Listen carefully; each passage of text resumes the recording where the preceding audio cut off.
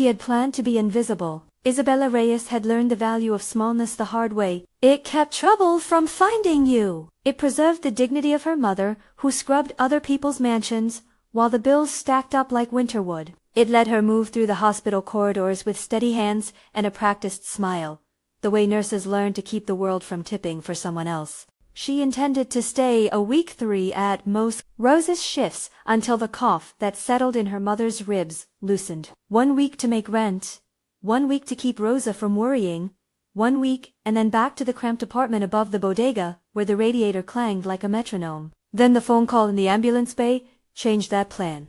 I can't keep my head up, Mia, her mother said, voice thin as tissue but stubborn. They tell me it's pneumonia. The doctor says rest. You can go. A cough cut her off. You can handle Mr. Castellano ese plays for a beat. See? Like always. Isabella pictured the narrow bed, the faded blanket her mother smoothed every morning. She could feel the weight of the unpaid bills in the stack by the phone. She could picture the empty spaces where pride might live, if she let it. She said yes, because there was no elegant alternative, and because saying no would have sounded like abandonment.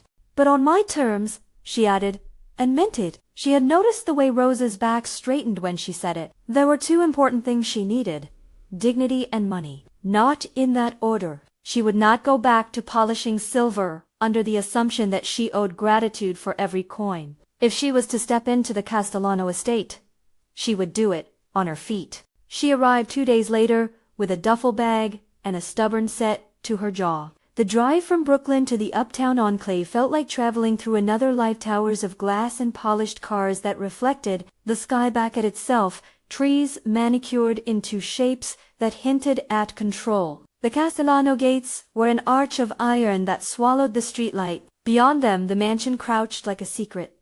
Stone and shadow and ivy, windows lit against the coming dusk.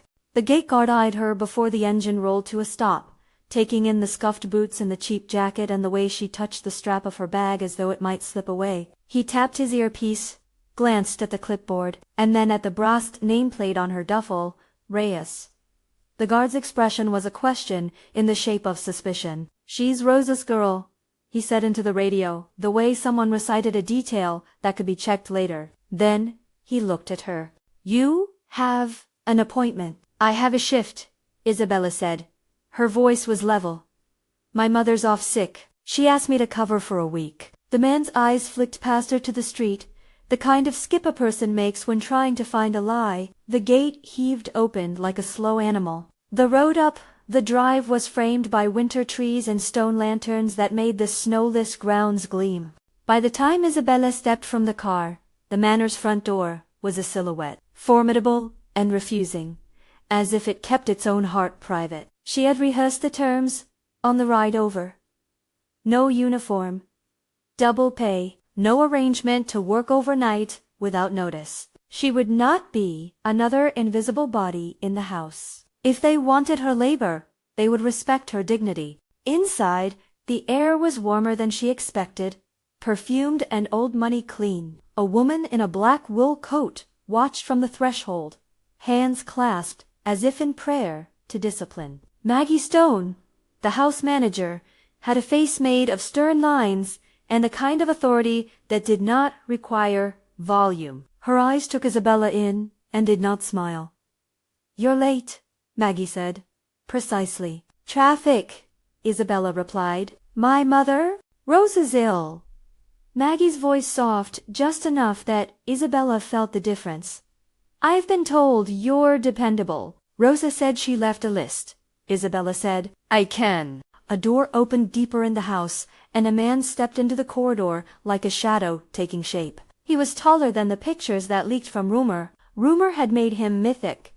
A man with a reputation that could smooth the tongues of politicians. Maxwell Castellano looked like someone carved from a colder stone hair cut back like the arch of a blade, hands that looked used to making decisions. His eyes were not curious. They were precise instruments. He measured Isabella, as one would measure a patient, with the diagnostic calm of a man who had once been trained to understand the body and now kept people at arm's length. You're Rosa's girl, he said, voice Eva. Yes?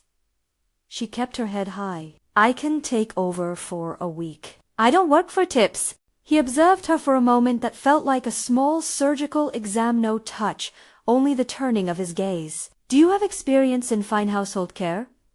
I worked in a clinic. I can handle linens, medications, schedules. She put the rest in. I keep my hands clean and my back straight. She wanted to show him competence the way people show documents. Neat. Undeniable. He considered this, and the corridor held its breath. We have staff, he said, as if reminding her of a fact. We have uniforms. You will be expected to conform. Isabella had practiced the refusal more than the yes. I'll do the work, she said. But not the uniform. I won't be made invisible, and I'll need double pay? There was a small, almost invisible shift in Max's like a minor chord resolving into a note with a timbre he hadn't expected. He did not scoff. He did not scorn. He simply asked, "And why double pay?"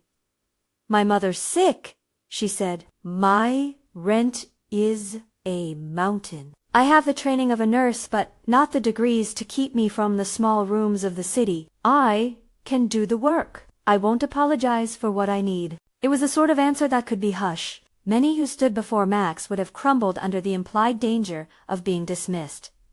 Isabella's refusal to be reduced was not loud. It was a tight, efficient honesty that had the shape of survival. He nodded once. 2 weeks, he said finally. 1 week's wage up front. You keep your clothes, no public presence at any official functions, unless specifically requested. You stay within the staff areas unless as she could have asked for more. She didn't. Agreements were not made in bravado, but in a She took the envelope he handed across the mahogany desk, like a small victory, as if the weight of it could anchor the night. The check was heavier than she expected. "Welcome," Max said. "We'll see how you fit." That was the bargain. She would fittor. She would be asked to leave. The house had rules. He had given her the tiniest latitude within them. She accepted it like a soldier accepting a truce. If she had gone in expecting compassion, she would have been disappointed. If she had wanted to be invisible, she would have failed. Instead, she left the study with the envelope tucked against her ribs and a resolve that fit like armor. Once the formalities were done, she met the rest of the staff.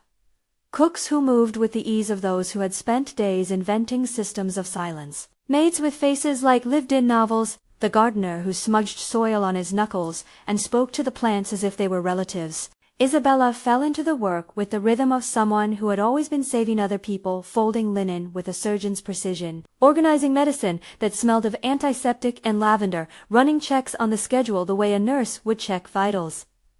She was competent, quick, and quietly efficient. The house bent around her ability like water around a stone. She noticed details other people missed. The way the chandeliers dimmed at a certain hour, the hidden kitchen where staff ate meals without crystal and silver, the small staircase that led to the service corridor, its steps worn each in different places as if by centuries of hurried feet. She learned the names of the rooms and the rules associated with them. Which doors remained locked at night, which windows would let in the air of the city, which rooms were permitted to feel like home, and which were only for function. Max noticed the way she moved. He was used to noticing. There were cameras, of course, more than the necessary amount eyes that watched for security rather than curiosity. He had them for reasons he seldom spared out loud. That the footage would become evidence later was a thought he had tucked away in a drawer of practicality. For now, he watched her in softer lights, his curiosity a measured thing. Word traveled up and down the staff like a wind on a tightrope. "Rose's daughter is sharp," someone said in the kitchen, as if sharing gossip that softened into camaraderie. The house smelled like roasting meat and lemon polish and the faint temps of the cellars. The cellar itself had an old silence, a place where time compressed. It would later become a room where the past could be touched like aged oak. For the moment, it was merely a place Isabella learned to navigate when inventory duties required her presence. On the third day, the house was alive with preparations. There was to be an intimate dinner. Nothing ostentatious, a select group of benefactors and friends to discuss the foundation Max had been rumored to sponsor. The wine cellar needed cataloging. The silver had to be polished to a level that caught the lamplight. like a mirror. Vanessa Thornton arrived the evening before the dinner. She arrived like one of the chandeliers in human form, bright, high, and designed to be admired. Her dresses were a study in expensive tailoring. Her smile had the mechanical perfection of someone who had learned their face for public consumption. She moved like a woman who had been given the map of where she belonged and had never doubted the road. Vanessa had been seen with Max in the papers, posed elegantly at charity galas, her laugh the kind that made headlines. She had the habit of orbiting the most lethal insiders and reflecting their power with her own polished surface. When Isabella saw her for the first time, she felt something she hadn't expected, a flare of alarm, as if an animal in a smaller forest suddenly saw a lion. New face. Vanessa asked the staff at dinner, like a queen, testing the loyalty of subjects.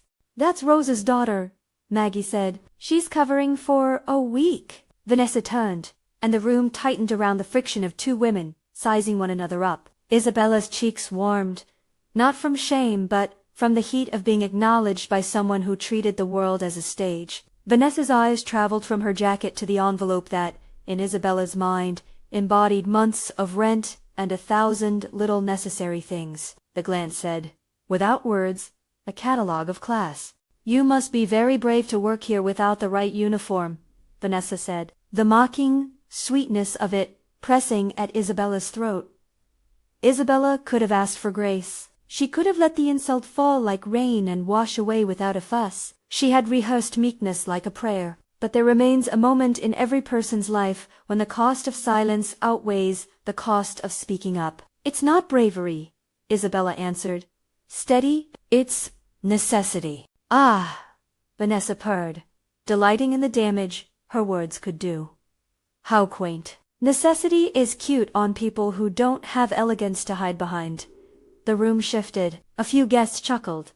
The small, polite laugh of those who like conflict, like their coffee bitter and quick. Isabella felt the heat of every head turning toward her. She felt Rose's face in her memory, stern and small, with hands worn like pages in a well-read book. She imagined the bills at home, the exhaustion that kept Rosa's voice low. She imagined telling her mother that she had let a woman with a diamond watch call her necessity cute. She said what she did not expect to say. Her hand moved before she could catch it. Her palm met Vanessa's cheek with a sound that seemed lost in the clink of crystal and the hush of the room. It was a clean, sharp rejection, not the flailing slap of a punch, but the precise, measured response of someone who would not let humiliation be his mother's heirloom. The room inhaled. For a beat, sound left the space entirely. Vanessa's face burned with the sudden heat of insult, then contorted in a way that made even the chandeliers look sympathetic. She touched her cheek as if to soothe a wound she had thought only she could inflict on others.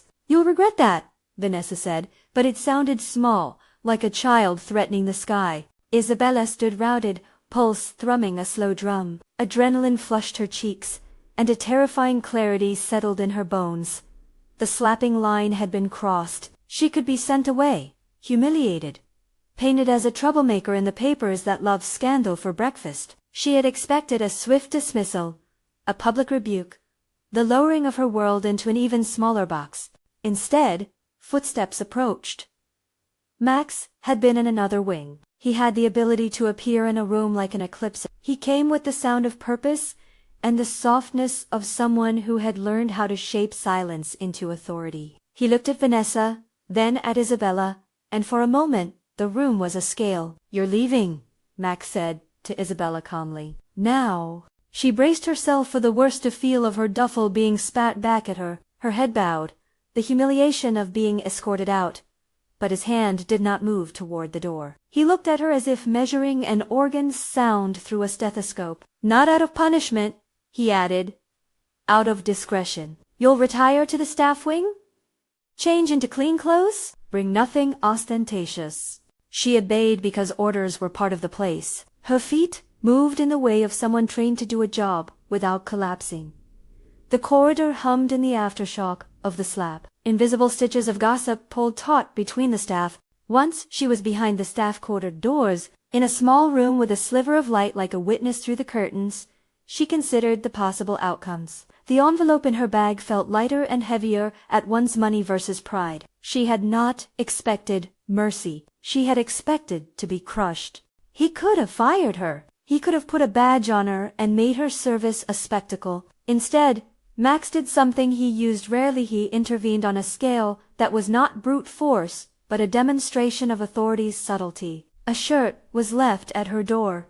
It was not one of the staff uniforms, with its neat seams and obliging shape. It was a soft, worn thing that smelled faintly of his aftershaven, odd domesticity from a man whose public persona was more likely to smell of power than laundry soap. The shirt was larger than she was, and held the shape of someone with broad shoulders. There was a note folded in the collar in handwriting she could not have guessed. Stay, clean up, you can keep it! There were a dozen ways to read the gesture. It could be an order, a test, an attempt at control, or it could be something sharper. An acknowledgement that the woman who refused silence had value to him beyond the spectacle. The shirt felt to Isabella like an intersection where vulnerability and power met and did not annihilate each other. She folded the shirt around herself in the small room and caught a glimpse of her reflection, eyes that had not always known how to hold fire. A scar near the left collarbone she kept hidden in the summer because it told a story she did not owe anyone. The scar was a map of a struggle. The past. She had not worn it in years, not in the sense of letting it be known. But here, in this shirt that smelled faintly of someone else, she had to reckon with the present. That night, the house was a constellation of closed doors and low conversations. Max, who had once sat through lectures in a hospital classroom with keen eyes, found himself watching the people around him as if treating them as patients. Isabella moved through her tasks with the quiet efficiency that annoyed some and impressed others. The slap had been a dividing line. In one stroke she had erased the camouflage of her own compliance. He had watched the footage later, not because anyone asked him to, but because he wanted to see exactly how it had happened. The tilt of Vanessa's head, the smear of red on a cuff's wine, had arced through the air toward Isabella. The security cameras preserved trivialities, a bird-brain memory of emotion no one had meant to capture. On the grainy screen, the sequence was undeniable. Vanessa's hand with the glass, the arc of wine, Isabella's palm connecting with Vanessa's cheek. Max saw the truth, both the small factual truth and the larger context. He understood the way social currency ran through rooms like a current, and he understood that Isabella had chosen to trade her invisibility for a moment of defiance because the currency of dignity is not always something the wealthy can buy. He could have made the problem disappear by a dozen ways that would not have required any moral inventory. He could have hired another woman, paid hush money, orchestrated a rumor. Instead, he did a thing he had done before in other forms. He used power to protect. It was practical. It was also, secretly, a test of who this woman was. When he sent the shirt, the gesture contained a certain gravity. In his private life, he had kept things tidy. An account, a ledger, names to be called when decisions needed to be made. But some decisions did not sit well in ledgers. Protecting someone for reasons that had nothing to do with leverage unsettled the neat accounting of his life. Isabella slept poorly, dreams of her mother coughing and her apartment's radiator clanging like a small, tired beast, but the shirt by her side was a thing of warmth. In the morning she put it on. It swallowed her frame, the sleeves hanging past her clean wrists, and the collar sat over the coin of her collarbone where the scar lived. The fabric was soft, not the scratchy material of uniforms. It fit like someone else's hand on a small, defiant heart. Days passed. She learned the rhythm of the mansion, the way a new neighbor learns the comings and goings of a building, what doors opened at what hours, which rooms would be safe for a conversation, who to avoid when topics grew dangerous. She worked with a steady attention that made even the most distracted staff nod in quiet approval. Room by room she made small improvements that were both invisible and crucial.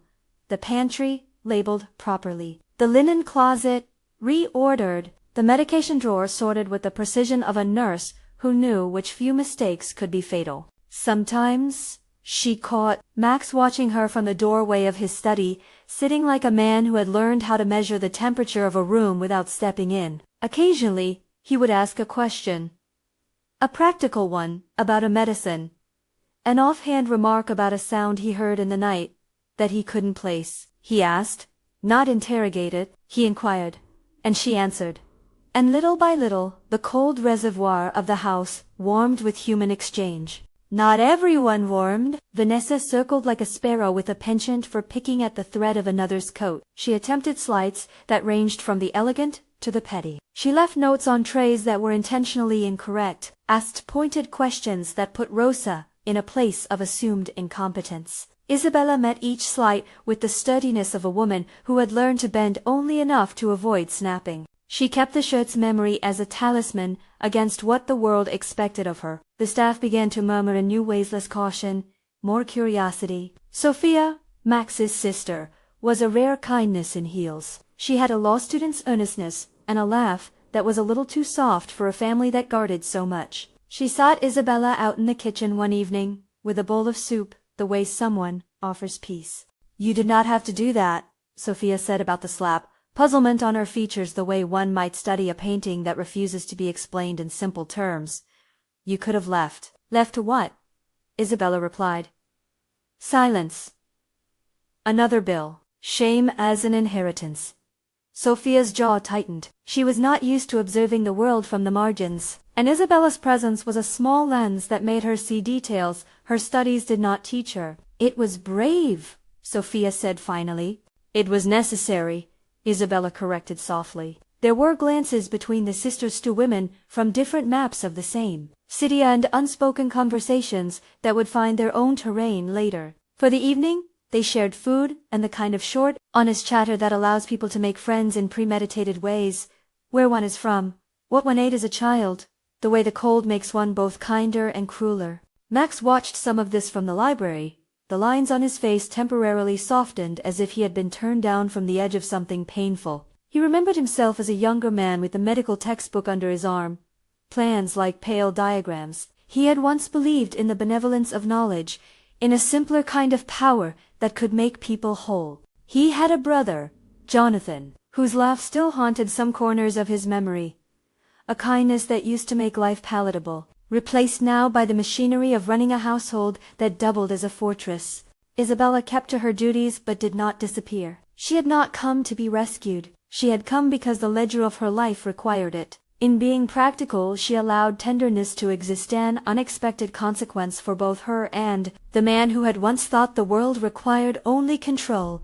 But the house is a place of optics, as much as of rooms, and optics can be weaponized. Vanessa, baited by wounded pride and the taste of social theater, decided that the way to wound would be public and humiliating. She waited for the dinner, the gathering for which the cellar had been prepared, and the wine chosen with a care that bordered on reverence. The wine was old, a collector's piece, a testament to a family's tradition and taste. It was meant to be a symbol of continuity and trust. Vanessa slipped into the ballroom like an actress finding her mark. Her rivalries were translated into limericks of eye rolls and raised glasses. The guests whispered and looked like eager ghouls, their small appetites for scandal hidden under polite napkins. Isabella carried plotters at the edge of the room, hands steady, eyes down. She avoided animation because to be anonymous is often to be safe. And then the world did what the world does when wounds meet opportunity. Vanessa tilted, and wine arced. It was a slow-motion cruelty. The glass left Vanessa's hand and described a dark curve through the lamplight. The red wine cut through the air like a stain not yet placed. It landed across Isabella's shoulder and down the fabric in a precise, visible trail. The room watched, dinnerware frozen in their hands, as the mark widened. Vanessa laughed like a sound that had no roots. "Look at you," she said, as if she were lecturing a child. "You really did forget to put on the costume." Something inside Isabella became a tool of sharpness. The heat in her palms traveled up to her throat. She did not think. Years of swallowing returned as a memory too bitter to be revisited. She turned, and with a steadiness that bordered on clinical, she placed her palm against Vanessa's cheek. It was not a reaction born of impulse, but of a principle practiced in a life that had not come with scripts for shame. Again, the room inhaled. This time, the sound was mantra-like, a murmur with the purr of scandal. Vanessa's face colored. The guests found their voices in the ticking of expectation. Some wanted spectacle, others wanted order. The air tasted like the iron of consequences. Isabella expected results. She expected to be unmade by the machinery of power. She expected to feel the heavy machinery of retributional accusation whispered to the papers, a public dismissal, a fine that would take months to pay. Instead, something happened that none of them had fully predicted. Max stepped forward not as an executioner but as a judge with a strange mercy. He did not shout. He did not pull any of the blunt instruments of the world he kept in his pocket. He did something cleaner, more chillingly efficient. He made a decision with the cold, clear clarity of someone who had learned the price of ruin. "I will not have this house become a stage 4 spectacle," he said. His voice had a weight that dulled the clinking of silver. "Vanessa, you will leave now." The command landed like a gavel. Vanessa's protest was the slither of a wounded animal trying to find an edge. She gathered glamour-like armor and stormed out, nails clicking against the marble like someone calling the press to attention. Isabella expected retribution that would be personal, ugly. Instead, Max did something that was another kind of censure. He closed the room to spectacle and opened a different kind of door. He handed her his shirt. She held it and felt the fabric's weight as if she were cradling an agreement between two people who had not yet learned how to speak plainly. It smelled faintly of him, and of lavender and something older memory of a life almost chosen and then abandoned. The gesture was not one of claiming, but of sheltering. "Wear it," he said quietly. "I'll explain later." No one in that room understood yet the bearings of the moment. For some, it would be a minor scandal. For others, it was only a gossip glint. For Isabella, it was the first time someone with power had intervened in her fate without taking the currency of shame in return. She wrapped the oversized shirt around herself in the staff wing later that evening. The buttons meeting not at her ribs but loose like a promise. She smoothed the fabric between her fingers and discovered that beneath the cotton the house felt a degree warmer.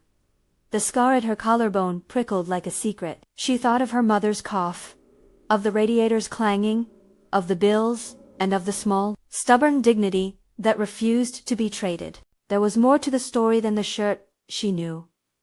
Authority could be as merciless in its mercy as in its punishment. A protection that came with ledger lines and ultimatums was still protection, but it could be catalogued as an investment rather than a kindness. She did not know where this would lead. She knew only that she had made a choice to refuse and that choice had been answered in a way that made the pivot point of her life tremble. At the end of the night, she stood by the small window of the staff quarters, watching the mansion breathe in lantern light. The iron gates were a dark mouth in the distance. She cupped a mug of coffee, her fingers warming on the porcelain, and felt the shirt's fabric cool and warm as her pulse moved beneath it. Outside, the city was a ribbon of noise and possibility. Inside, the house hummed with the soft sound of privacy, of secrets not yet aired. When sleep finally took her, it came in jerks. She dreamed of stairs ascending, descending, of gates that opened and closed, of a hand on her cheek that was both protection and accusation. In the morning, she folded the shirt and placed it back in her duffel, leaving the envelope of wages where she could see it. She had come for 1 week. 2 days later, as she straightened a table in the sunlit morning room, a thought as precise as a scalpel passed through her.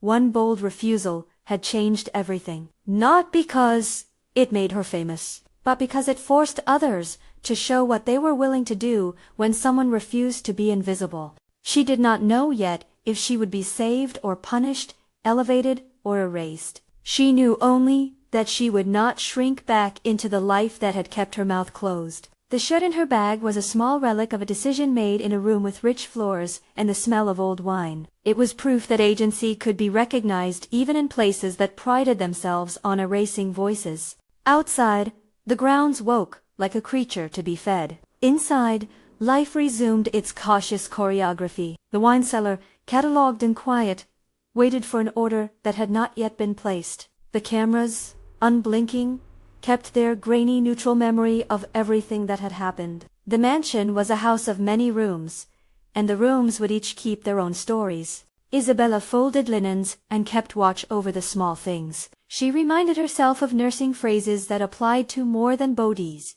Observe, document, attend. If people were things to be tended at all, then dignity could be a wound to dress, not a scar, to look at and move on. She made her list, checked it twice, and set it down like a map that might guide her when storms came. And storms would come. There was a knock at the staff quarter door that afternoon, sharp, businesslike. She opened it to find Maggie with a tray of tea and a new, unreadable expression on her face. For a moment, the two women regarded each other like strangers who had been given a common problem.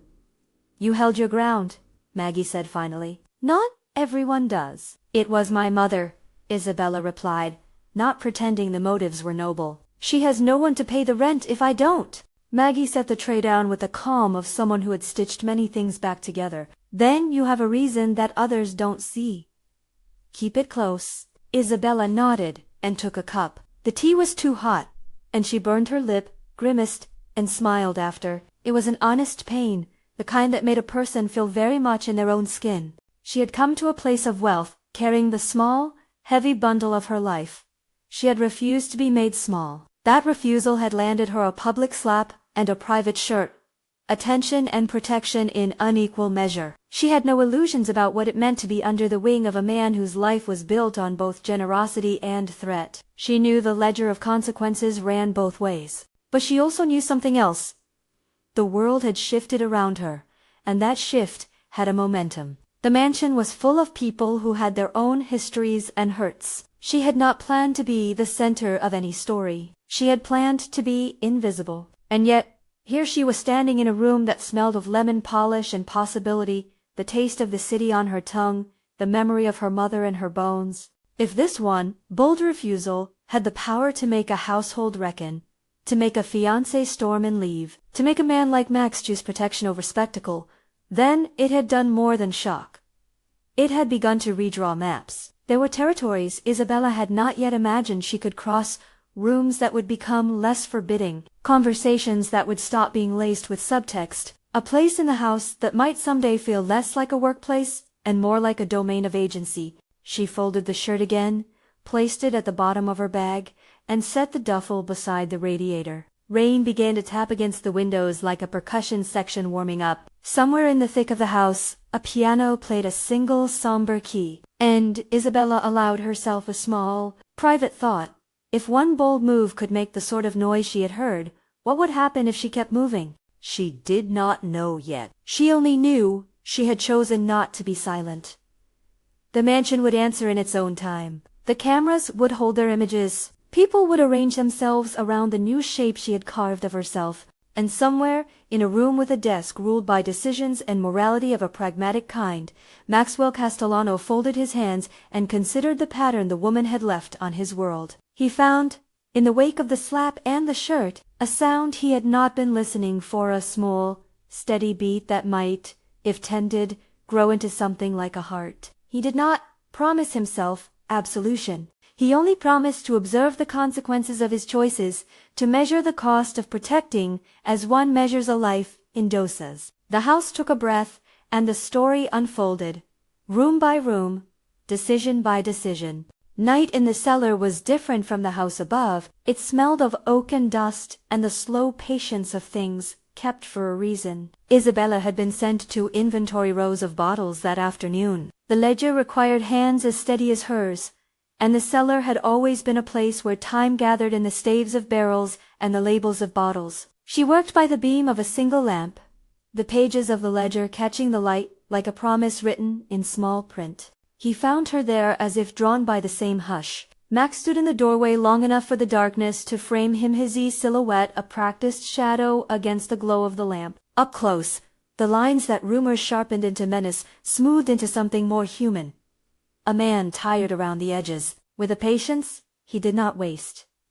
"You're still here," he observed. "I like to count what can be counted," she said. "It keeps the parts that are reckless from rising." He smelled the briefest tilt that never reached his eyes and set a bottle onto the table as if he, too, wanted to be part of the practical. The cellar's air wrapped around them, closer than polite rooms, and something in the hush-allowed speech that halls and salons did not. "You know about wine," he said after a moment, because curiosity was a surgical thing for him. "You take notes the way some people take pulses."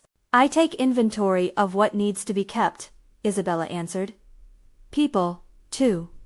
Sometimes, their conversation dropped to that small, steady cadence that builds trust in ink. He asked about Riza's cough, and she gave the simple medical facts with the clarity that nurses learn to offer. Rest, hydration, antibiotics, if the symptoms persist. He asked about schedules and medicine cabinets, and the way certain rooms absorb silence. She answered. And each answer was an arrow that found its mark in his watchful mind. There was a moment when she set the ledger down, and the lamp threw her profile into the shadows like a study. He noticed the curve of her collar, as if it might tell a story. She felt his gaze brush the place she avoided and mirrors the faint line along her collarbone that she kept tucked beneath shirts and summer hymns. She had not spoken about it. She had learned to carry it like an old coin. "You have a scar," he said softly, not unkindly. "I see it." She stiffened a fraction, then relaxed. It was still hers. "No one could deny a mark that belonged to you." "It's old," she said. "Not dangerous." "Scars are stories people haven't asked for," he replied, and the words had the neutral tone of a man who had learned how to name pain without needing to own it. She found herself telling him the outline of what had happened, not the graphic details. Only the facts, like a clinician would record in a file: an abusive marriage, an exit, the cost of leaving. She spoke of the nights when fear had been a presence in the apartment, and how leaving had been a process that required planning and courage instead of a single decisive act. She spoke of the quiet victories. The first night alone without being watched, the first paycheck, safe, in an envelope. He listened like a surgeon listening to a murmur in a chest. When she mentioned her brother's Namato, her voice softened. He had died young, a detail she had rarely surrendered to conversation. "Max, let silence hold the fact, rather than weight it with pity." "My brother Jonathan died when I was still thinking in different terms," he said after a while, choosing his words as if arranging pebbles in a river. "We wanted to do different things once. He wanted to study medicine. Left the path when certain choices became necessary." He did not offer a confession so much as a map of regret. They were two people who had loved and lost, who had learned to make choices out of survival, and who now, for the first time in years, had someone else's gaze to measure those decisions against. The cellar, with its private light, allowed them to speak of things that the rest of the house made a performance out of: regret, grief, the strange economy of giving up a dream for a name. "You once planned to be a doctor," Isabella said, surprising herself with the gentleness of the curiosity. "I had books with notes in the margins," he answered. "My brother had the laugh that made everything possible." When he stopped, because some silences are a shield rather than escape. When he was gone, the choices changed. They spoke about medicine, not as a career but as a language. They had almost shared, he with the memory of a life he didn't take, she with the knowledge that healing did not need retraining to be effective. She told him about community clinics she'd worked in, about the way the elderly liked consistent voices, and the way young kids responded to a certain steadiness. He listened and asked details, and in each question there was a measure of respect she had not expected. At one point she laughed a short, honest sound, and he watched it like a man noticing light through a curtain for the first time in a while. He told her something he rarely admitted, that the part of him that catalogued names and numbers had never stopped admiring the measure of a person who could hold the space between need and dignity. In response, she asked him without irony what he cared for now. He said, "Order. Family. The things that prevent chaos." "Isn't family sometimes the business of the house?" she asked. "Not always," he answered. "Sometimes family is what you repair at great costs. Sometimes family is a ledger you refuse to balance at the expense of someone else." They worked through the night cataloging bottles and, between numbers, threading small truths. He told her about Jonathan's notebooks, about notes on the back of class handouts that he kept as if they were relics. She told him how Mateo had loved to whistle when he thought no one was listening. They were two people comparing margins in books they had once thought would define them. When he left, he did not promise anything. He walked away with the same measured steps he used walking into a room of men who expected answers. But something unlatched inside both of them that night. It was not an epiphany. It was the small, steady knowledge that they had discovered each other as more than a rumor's caricature. For Isabella, the knowledge was bright as a small coin. For Max, it was as dangerous as a new seed. Days folded into preparation. The wine luncheon event meant to showcase the Castellano name as a patron of the arts rather than an owner of secrets took over the household's energy. The guest list contained donors, press, and figures who kept their hands clean with the aid of opulent dinners. The cellar hummed with activity. Chefs' orders multiplied. A florist arrived with boxes of pale roses that smelled faintly of bitterness. The evening would be photographed and reported upon, every laugh curated to protect reputations. Vanessa moved through the rehearsals like a rehearsed note herself. She smiled for cameras in practice runs and arranged dressings that could be read as stage directions. Here is the image of a woman who is secure in her world. Her presence at the event was a statement. The Castellano name belonged to a certain idea of control, and she embodied it. Isabella worked the staff lines with the even attention of someone who understood that these events required exactitude. She moved through rooms in a practical balance, serving, correcting a plate placement with the same care she once afforded to a patient for her competence, earning small nods from the kitchen, and the kind of gratitude that made her feel sturdy. The night of the launch arrived like a tide. Guests arrived in cars that whispered as they pulled up, and the house filled with the music of small talk. Isabella's tasks were simple but necessary. Keep the flow of the service, ensure the right wine hit the right table at the right moment. She had not expected to be at the center of any contingency. Then the sabotage happened like a quiet, deliberate theft. A bottle that had been reserved as a showpiece aged vintage that was to be opened ceremonially was cracked open early, replaced with something that looked like it but would belch a sourness into the air when poured. The switch was a small cruelty, with the potential to ruin the evening's tone. Around a table, the wrong wine would be noticed as a flaw, and flaws in such rooms spread like contagion. Vanessa had been seen near the cellar earlier that day, a fact the staff would later repeat in whispers. She had access without suspicion because she had been given access by her proximity to Max. She had the confidence that comes to people who have never had to justify their presence. At the peak moment when glasses were lifted and the cameras angled, they uncorked the wrong bottle. The audience's reaction was eager at first.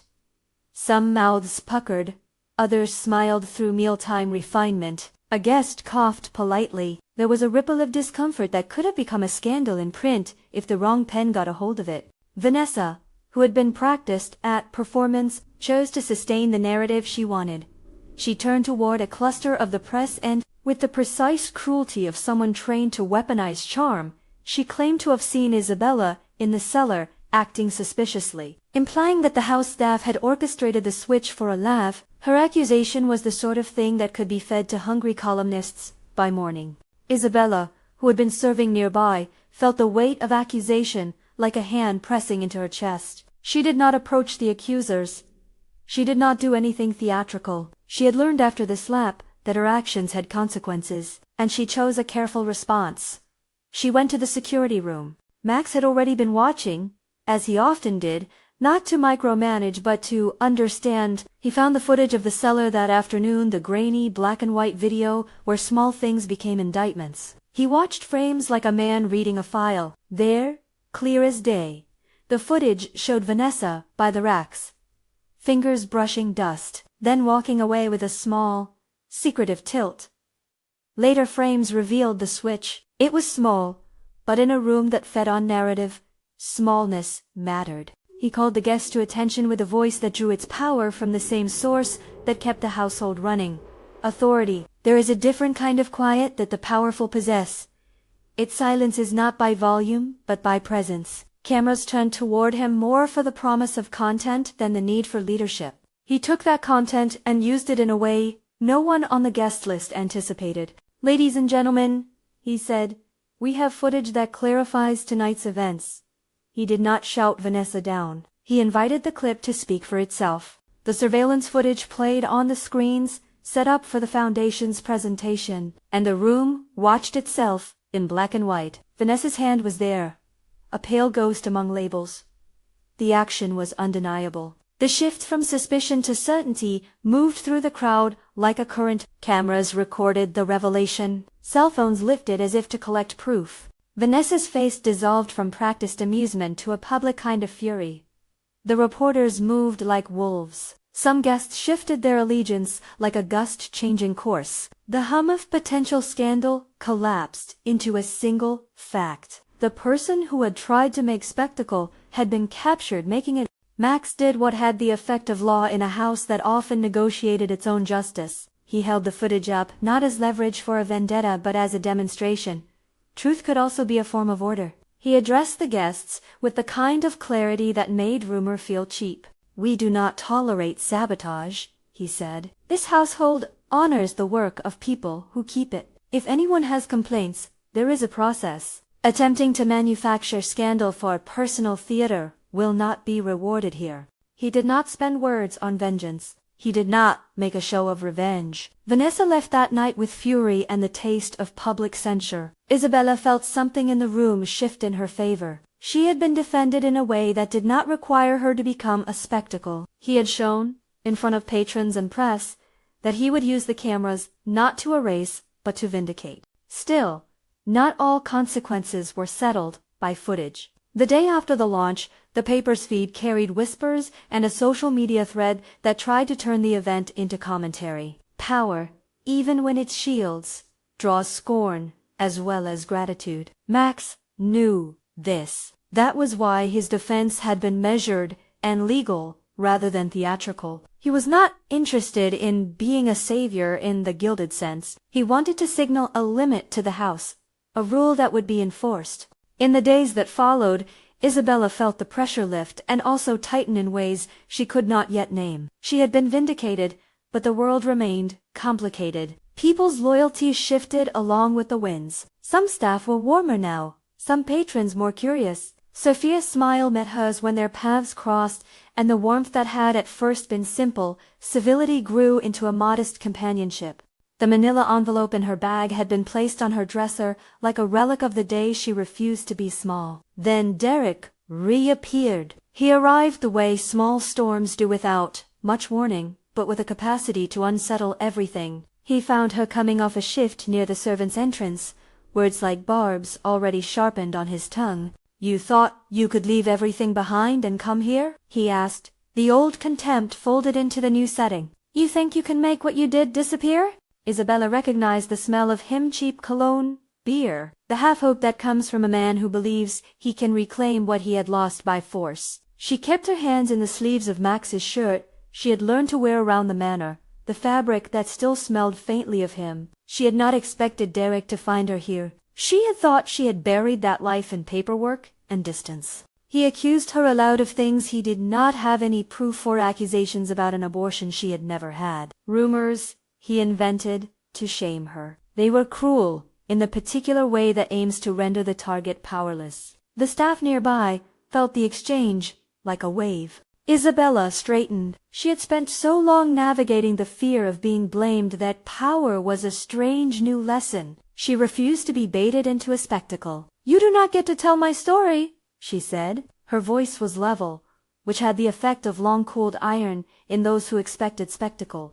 Derek took a step closer, as if proximity could reset the narrative. The move was the one that had terrorized her in years past, the insinuation that closeness equaled ownership. That violence had been the line she had crossed to leave him before. She felt the old fear flare, quick and poisonous, but she named the present instead. "You will step away," she ordered, with the calm of someone who had rehearsed escape plans like prayers.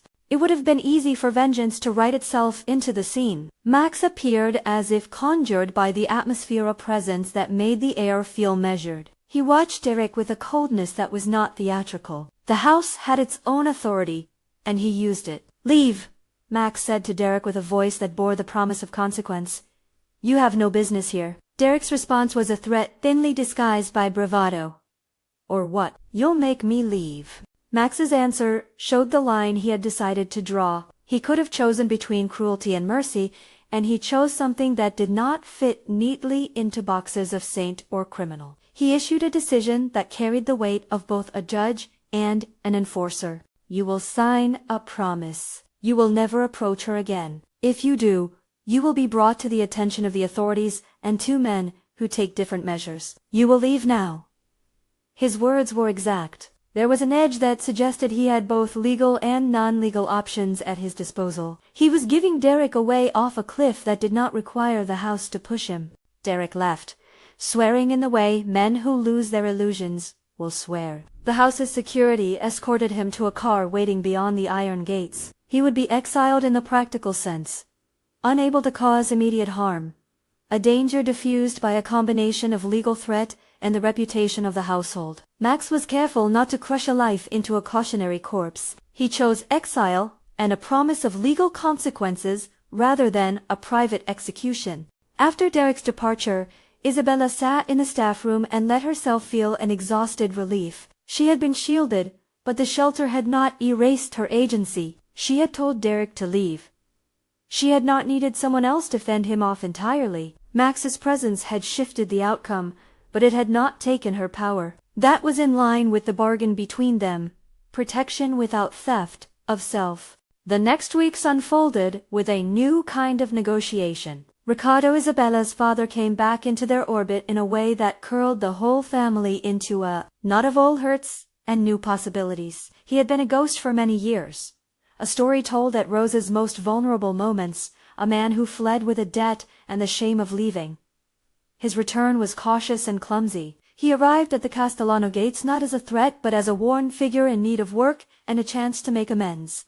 Rosa had shielded Isabella from the truth for years, out of shame and fear and the desperate hope that the past would not be forced to reopen. But secrets have a way of insisting on daylight. Ricardo asked for forgiveness the way someone asks for a map after wandering through fog for too long. He admitted the theft, explained without excusing the pressures that had bent him into a version of a man willing to take a wrong course. The reunion was private and painful. Rosa's face tightened into lines that were older than he had the right to see. She listened to his apologies and did not accept them like a child taking candy. Forgiveness is a laborious craft, not a spontaneous spark, and she required proof.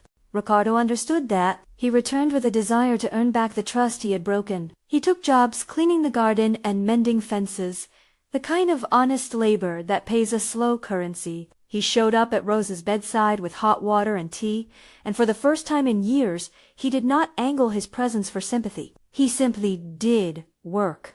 He apologized to Isabella in small gestures, a payment plan that he honored, a letter to be sent to those his theft had affected, and the way he answered when she called. Max watched the family's reconciliation with a guarded optimism. He offered Rosa a role that would bring stability rather than control, an overseer position within the household operations that allowed her to command respect and wages that would keep bills paid. Rosa, who had kept dignity in the margins, accepted and began to rebuild her life on a foundation both practical and symbolic. She stood taller as the months went on, moving through halls with the same hands that had once scrubbed floors, now assigning tasks and giving orders that people followed without surprise. Ricardo kept his promise, and slowly the family's nervousness thinned into a cautious trust. Isabella, who had never forgiven entirely, allowed for evidence to accumulate, a man who returned every day, a man who kept his word and did the small,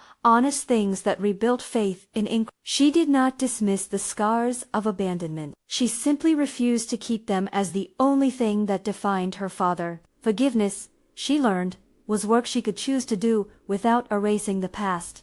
As the family mended, Isabella found a new direction. The house's foundation, which Max had been slowly reshaping from a private ledger into a vehicle for public good, offered seed funding toward a program for survivors of domestic abuse. Isabella's own experience became the compass of the initiative. She proposed a modest plan, a clinic within the foundation's community outreach that offered medical care, counseling, referrals, and legal advice to women who needed a way out. Max greenlit it with practical conditions, measurable goals, community partnerships, and strict oversight. It was not charity in the old-fashioned sense. It was structural work. Isabella ran the program with the same hands that had folded linens and organized medicine. She trained volunteers, linked clients to pro bono legal assistance, and helped coordinate safe housing. The project gave her a kind of authority she had never been afforded. Before she moved from being invisible labor to someone who led change. The Foundation's program did not erase her past, but it gave it shape. She used her knowledge to build pathways for others, and for the first time she felt a purpose that was not borrowed from necessity, but chosen. The staff who once watched her with curiosity now watched her with a different respect. Their chatter changed subtly, less about gossip, more about logistics. Max watched her in late afternoons, leaning against a banister in the study, while she presented metrics to donors about the program's early success. He admired, in a way that did not make a spectacle of his feelings, the steadiness with which she wielded both compassion and discipline. He began to take small but concrete steps to reshape his own life. He enrolled in evening classes at a nearby school, paralegal studies at first, then medical ethics seminars, old textbooks, once touched again by a man who had kept his ledger of choices. He did not announce a conversion. He kept his responsibilities. He used the foundation's resources to expand outreach, but in doing so, he also accepted that power could be There were consequences to all this. Not everyone in Max's network appreciated the softer edges he was showing. Some associates feared the risk.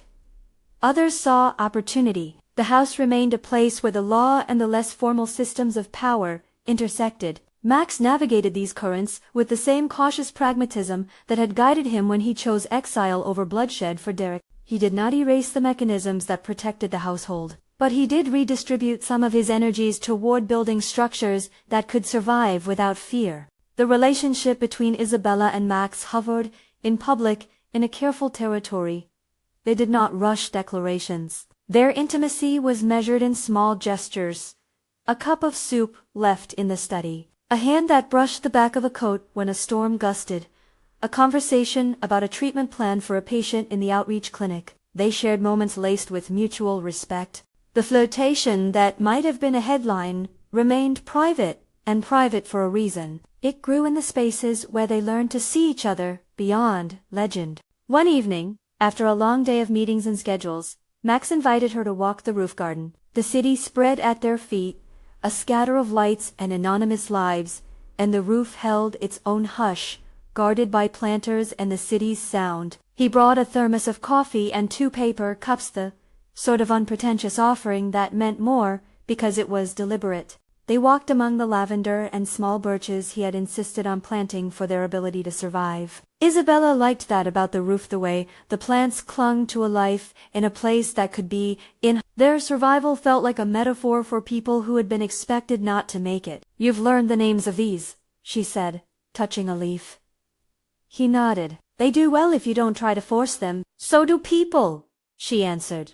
They spoke of future projects and of the slow work that still needed to be done. He told her he was thinking seriously now about returning to medical studies in a way that would not require him to abandon the responsibilities he had taken on, but would allow him to honor a path he had once forsaken. She thought of the way he had listened to her in the cellar, and she permitted herself the pleasure of imagining him in lecture halls with a different purpose. It was not a confession of love, not yet. It was an admission that their lives were changing in a manner that required vulnerability. They were both learning a new language for their feelings that did not reduce one to a damsel and the other to a savior. They were 2 people making choices about how to live in a house that had once been a fortress and was becoming a place of work and repair. Months of steady work altered the optics of the mansion. The foundation's outreach gained recognition. Rose's promotion to an operations lead created a model of dignity that was mirrored in the staff's own steadiness. Ricardo continued to earn trust, his hands marked with honest labor rather than theft. The house learned to keep both its secrets and its good work with equal care. Then came the evening that marked the small, firm hinge of everything, an announcement that felt like a public recognition of private changes. Max organized a small dinner, not the theatrical launch parties of old, but a modest meal for friends and family. He asked Isabella to help plan the menu, a decision that placed her not as staff but as partner in hospitality. She accepted, and the planning process felt like a test of how close collaboration could be without pretense. On the night of the dinner, the dining room was lit in a warm way that made the faces around the table look softened. The city leaned in beyond the windows, a distant audience whose approval they did not need. Max sat at the head of the table, attentive in the way that suggested he was listening more for the shape of what was true than for compliments. After the plates were cleared and the talk had settled into comfortable conversation, he asked for people's attention, but not in the ornate way he might have once, as if to remind the world of his reach. He spoke quietly and simply. "There's work to be done," he said. "There's a foundation to run and projects to grow. There are mistakes to be owned and repaired. I intend to do that work. I also intend to pursue something I set aside a long time ago." He looked at Isabella and then at those gathered, and the steadiness of his gaze suggested that what followed was not a performance but a commitment. "I will be returning to medical studies part-time. I will be responsible for the foundation, and I will ensure the protection of those who work here without retribution or spectacle." Those are actions, not promises. It was a public statement with private consequences. For Isabella, there was a small, almost private rush of exhilaration. It meant the man she had learned to measure as both danger and shelter was making a tangible choice to change his life's work. It meant that protection and transformation could coexist. The final shift came later, on a clear night with a sky like a polished coin. Max took Isabella to the roof garden where they had walked before. The city's breath was cool. Sofia and Rosa and Ricardo were present. So were a few people whose roles in the house had become more like family than staff. He had arranged a meal, simple and intimate, and he had done it in a way that involved no cameras, no priests, only people who mattered. He took her hand as if it had always been a natural movement. He did not kneel with a flourish. He sat beside her, and in that small lowering there was the gravity of someone who had made careful calculations and chosen the uncertain ground of love anyway. "I didn't come to rescue you," he said. "I didn't come to fix you. I came because I want to be with you in the life you choose. I want to build, not erase. I want to learn to be better in the way that matters." His questions were practical, the kind she respected. "Isabella Reyes, will you marry me? Will you let me be your partner in the choices we make, in the work we do to repair what was broken and to keep what's sacred?" She looked at the faces around them, the woman who had been promoted, the father who had returned with honest hands, the sister who had read law books in the quay. She thought of the shirt that had been left at her door as a gesture that could have been ownership but had been protection, of nights in a cellar where they had traded stories instead of scandal, of the clinic that now aided survivors in the city. She thought of the tiny calculus of dignity she had argued for at the gate when she had first arrived. "Yes," she said, and the word had the weight of careful decision. Their lives did not resolve into fairy tale simplicity. There were still critics who whispered, and old friends who wondered whether a man built on a ledger could truly change. There were still choices to be made about how the foundation would be run, about the legalities that circled the house like hawks. But in the small ceremony on the roof, surrounded by a ragged ring of family, she found that the decision was not about rescue, but about partnership. The wedding was not a grand broadcast. It was a modest ceremony that included those who had been part of the journey, the house staff, the friends who had offered practical support, the few donors who believed in work over spectacle. The celebration was an honest meal, in the same dining room where Vanessa's accusation had once become fodder for gossip. There was laughter, and there were tears that were not performative, but genuine. Rosa's hands trembled as she placed a napkin on the newlyweds' table, and Ricardo watched with a humility that contained a quiet pride. Months later, the house hummed with a new kind of rhythm. Max divided his time between the foundation and the early lectures he attended, a man who had learned to feel the awkwardness of beginning again. Isabella continued to lead the outreach program, hiring survivors and creating pathways for them to find work and safety. The clinic saw people whom the system had failed before, and it offered them a way forward that involved dignity, not pity. Vanessa's exit had consequences. She kept her public persona, but doors that had once been available to her closed. Derek's exile held he kept his distance, and the legal threat that hung over his head was a practical deterrent rather than a dramatic show. The house had learned to wield power in measured forms rather than authoritarian outbursts. There were small joys. Isabella and Max would sometimes steal breakfast in the kitchen, the both of them in shirts and slippers, the kind of private moments that did more to teach them each other than any public declaration. Isabella would tell him about the clients who had finally moved into stable housing, and he would tell her about the ethics lecture that had reminded him of the reasons he had once loved the idea of medicine. Sophia finished her law degree and began work on cases that aided the Foundation's mandate. Maggie, who had first met Isabella with a measure of suspicion, became a friend who knew the rhythm of the house better than anyone. In a final quiet image, they sat together at a table, heavy with food and the smell of rosemary and lemon. The city outside continued its noise. But inside the house, in the kitchen where Isabella had once simply been the worker, there was now a place of shared labor. She looked up at Max across the table, and he caught her hand with the same care with which he had once handed over an envelope of wages. They were not perfect. They did not pretend to be. They had scars and ledgers and networks that required careful tending. But Isabella had kept her agency throughout. She had made choices that reshaped her life rather than allowing events to decide her destiny.